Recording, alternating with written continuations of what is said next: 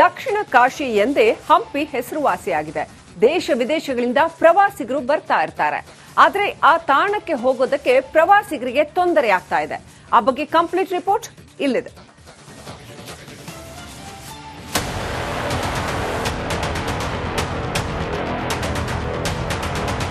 Railway ಗೇಟ್ನಿಂದ ತಪ್ಪಿಸಿಕೊಳ್ಳಲು ವೇಗವಾಗಿ ಹೋಗ್ತಿರೋ ಸವಾರರು, ಮಂದಗತಿಯಲ್ಲಿ ಸಾಗುತ್ತಿರೋ ರೈಲ್ವೆ ಮೇಲ್ಸೇತುವೆ ಕಾಮಗಾರಿ, ಗೇಟ್ ದಾಟಲು ಪರದಾಡ್ತಿರೋ ಸಾರಿಗೆ ಬಸ್ ಚಾಲಕರು, ಇದು ವಿಜಯನಗರ ಜನರ ಪ್ರತಿನಿತ್ಯದ ಗೋಳು. ಕಳೆದ 1 ವರ್ಷದಿಂದ ಹೊಸಪೇಟೆಯ ಅನಂತಶಯನ ಗುಡಿ ಬಳಿ ರೈಲ್ವೆ ಗೇಟ್ ಕಾಮಗಾರಿ ನಡೀತಿದೆ. ಆದರೆ ಕೆಲಸ ಮಾತ್ರ ಇನ್ನೂ ಪೂರ್ಣಗೊಂಡಿಲ್ಲ. ಐ ಥಿಂಕ್ ಮಾರ್ಚ್ ಒಳಗೆ ಮಾಡ್ಕೊಡ್ತೀವಿ ಅಂತ ಹೇಳಿದ್ದಾರೆ. ಮಾರ್ಚ್ ಏಪ್ರಿಲ್ ಮುಗಿತದೆ. ಚಿತ್ತವಾಡಿಗೆ ಪ್ರಪೋಸಲ್ ಕೊಟ್ಟಿದ್ದೀನಿ, ಚರ್ಚೆ ಆಗಿದೆ. ಅದನ್ನ ನಾವು ಸ್ವಲ್ಪ ಮನೆಗಳೆಲ್ಲ ಇದಾವಲ್ಲಿ, ಮನೆಗಳೆಲ್ಲ ಇದಾವೆ.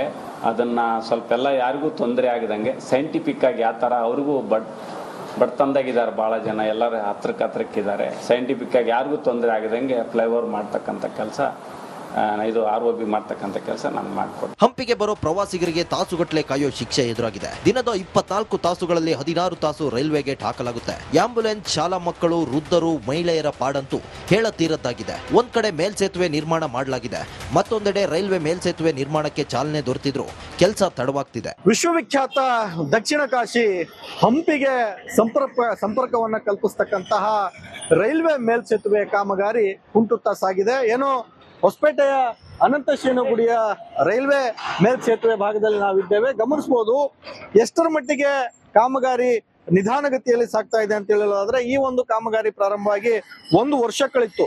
1 ವರ್ಷದಕ್ಕೆ ಅಷ್ಟೇ ಒಂದು ಭಾಗ ಈ ಕಾಮಗಾರಿ ಪ್ರಾರಂಭ ಆಗಿರ್ತಕ್ಕಂಥದ್ದು, ಇನ್ನೊಂದು ಭಾಗ ಮಾತ್ರ ಕಾಮಗಾರಿ ಪ್ರಾರಂಭ ಆಗದೆ ಇರತಕ್ಕಂಥದ್ದನ್ನ ಗಮನಿಸ್ತೀವಿ. ರೈಲ್ವೆ ಗೇಟ್ ಕಿರಿಕಿರಿಯಿಂದ ಹೈದರಾಬಾದ್ ಸೇರಿದಂತೆ ಕಲ್ಯಾಣ ಕರ್ನಾಟಕ ಭಾಗಕ್ಕೆ ಹೋಗೋರಿಗೂ ತೊಂದರೆ ಆಗ್ತಿದೆ. ಅಂದುಕೊಂಡಂತೆ ಆಗಿದ್ರೆ ಸದ್ಯ ಇಷ್ಟೊತ್ತಿಗಾಗಲೇ ಕಾಮಗಾರಿ ಪೂರ್ಣಗೊಳ್ಳಬೇಕಿತ್ತು.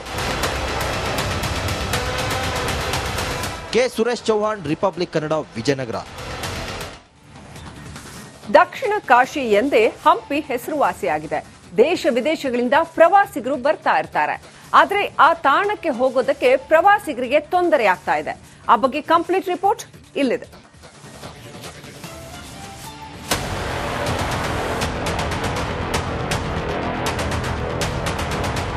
ರೈಲ್ವೆ ಗೇಟ್ನಿಂದ ತಪ್ಪಿಸಿಕೊಳ್ಳಲು ವೇಗವಾಗಿ ಹೋಗ್ತಿರೋ ಸವಾರರು, ಮಂದಗತಿಯಲ್ಲಿ ಸಾಗುತ್ತಿರೋ ರೈಲ್ವೆ ಮೇಲ್ಸೇತುವೆ ಕಾಮಗಾರಿ, ಗೇಟ್ ದಾಟಲು ಪರದಾಡ್ತಿರೋ ಸಾರಿಗೆ ಬಸ್ ಚಾಲಕರು, ಇದು ವಿಜಯನಗರ ಜನರ ಪ್ರತಿನಿತ್ಯದ ಗೋಳು.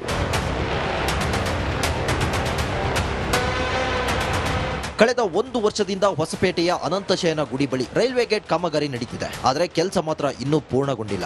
ಐ ಥಿಂಕ್ ಮಾರ್ಚ್ ಒಳಗೆ ಮಾಡ್ಕೊಡ್ತೀವಿ ಅಂತ ಹೇಳಿದ್ದಾರೆ. ಮಾರ್ಚ್ ಏಪ್ರಿಲ್ ಮುಗಿತದೆ. ಚಿತ್ತವಾಡಿಗೆ ಪ್ರಪೋಸಲ್ ಕೊಟ್ಟಿದ್ದೀನಿ, ಚರ್ಚೆ ಆಗಿದೆ.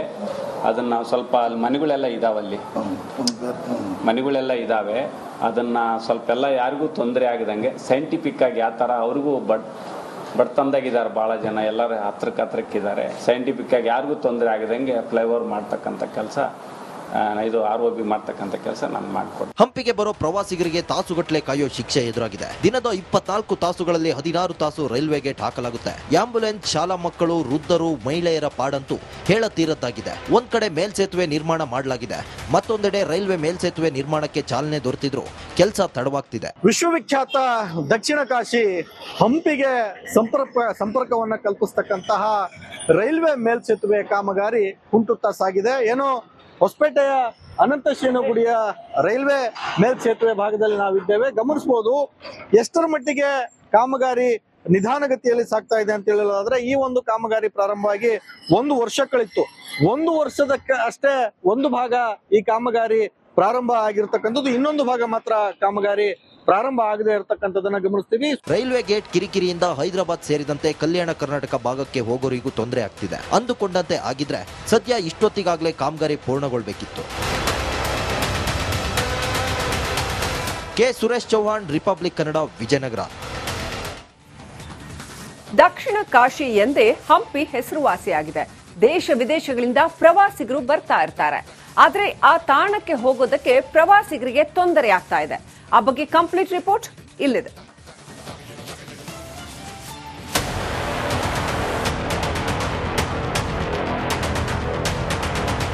ರೈಲ್ವೆ ಗೇಟ್ನಿಂದ ತಪ್ಪಿಸಿಕೊಳ್ಳಲು ವೇಗವಾಗಿ ಹೋಗ್ತಿರೋ ಸವಾರರು, ಮಂದಗತಿಯಲ್ಲಿ ಸಾಗುತ್ತಿರೋ ರೈಲ್ವೆ ಮೇಲ್ಸೇತುವೆ ಕಾಮಗಾರಿ, ಗೇಟ್ ದಾಟಲು ಪರದಾಡ್ತಿರೋ ಸಾರಿಗೆ ಬಸ್ ಚಾಲಕರು, ಇದು ವಿಜಯನಗರ ಜನರ ಪ್ರತಿನಿತ್ಯದ ಗೋಳು. ಕಳೆದ 1 ವರ್ಷದಿಂದ ಹೊಸಪೇಟೆಯ ಅನಂತಶಯನ ಗುಡಿ ಬಳಿ ರೈಲ್ವೆ ಗೇಟ್ ಕಾಮಗಾರಿ ನಡೀತಿದೆ. ಆದರೆ ಕೆಲಸ ಮಾತ್ರ ಇನ್ನೂ ಪೂರ್ಣಗೊಂಡಿಲ್ಲ.